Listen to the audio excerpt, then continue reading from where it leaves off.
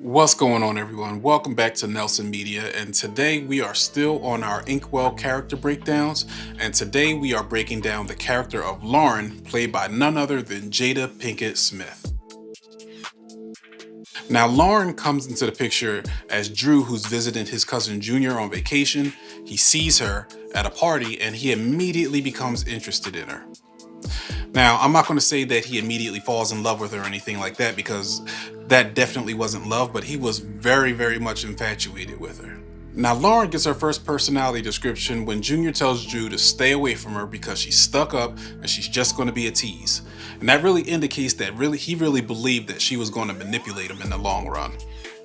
Now, Lauren wants to become a famous dancer or actress. She was a child star in a popular commercial when she was 10 years old, and she lives with her mother, who really doesn't care about her, and mom's only advice to her growing up was, don't get pregnant. So you have a young girl in a single parent household because she mentioned that her parents split. She has a neglectful mother, and the only time she feels worth something is when she is the star or the center of attention. That means she's always going to measure herself against other women and what other women have and what she believes that she's entitled to. And in this case, she'll always believe she's entitled to more. You see this with how she shows her curiosity in Drew. She only becomes interested in Drew when she sees that he's giving an older, good-looking woman a ride on his bike. And the first thing she tells Drew when he comes over to her place is that she wants a ride on the bike, meaning she deserved the same thing the other woman got. Now, the manipulative side of Lauren comes out when Drew asks her if she has a boyfriend, and she says, no, not right now. Now, while technically she was being truthful, she didn't mention the fact that she had just broken up with her ex and clearly wasn't over him, as she's been trying different things to get his attention. Unfortunately, because of Lauren's family dysfunction growing up, she became a toxic person. And toxic people often create toxic results for the people that are attached to them. Lauren makes Drew anxious by talking about his family and talking about her family and ending up implying that Drew's parents were destined for a divorce because of their marriage issues. And that's going to be really harmful to Drew because he's already in a place of depression and guilt because of the fire that he caused. So he answers her question of who she would go with if they divorced, and he said he would go with whoever would have him. And that shows that he's already a person that feels like worthless and feels like no one wants him. The last thing you need when you're depressed is someone who's toxic in your life, because they can cause you to have a negative outlook on everything you do, everyone you meet, and everything that you want to do in life. So she's a toxic person.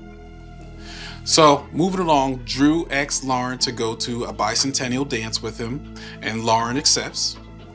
And when Drew comes to pick Lauren up, she doesn't answer the door. And he knocks and knocks and then decides to wait. And that's what happens when you really like someone but you're inexperienced with dating. Sometimes you don't realize when you're getting played.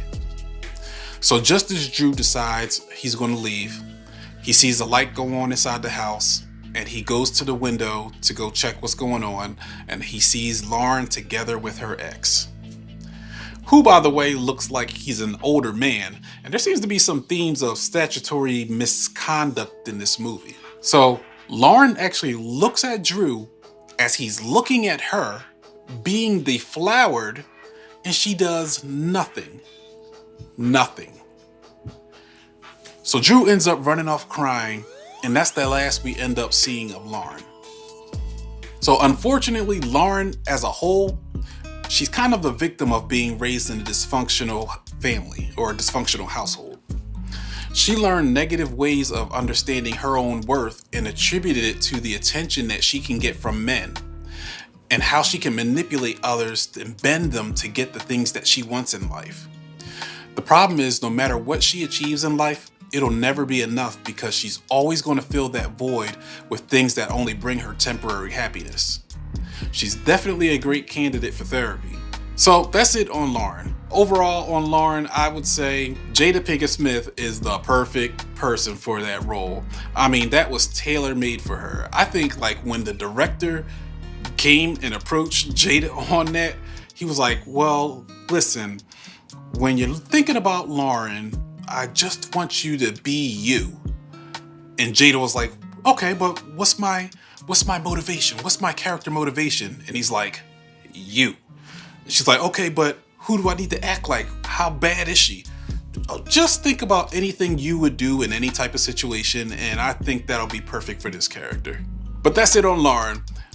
Please like and subscribe. Take a look at some of the other character breakdowns in the Inkwell. And if you have a movie that you'd like to see me do a character breakdown on, please leave it in the comment. I'll see you over in the next one. The next one's going to be, who are we going to do? We're going to do Harold and Heather.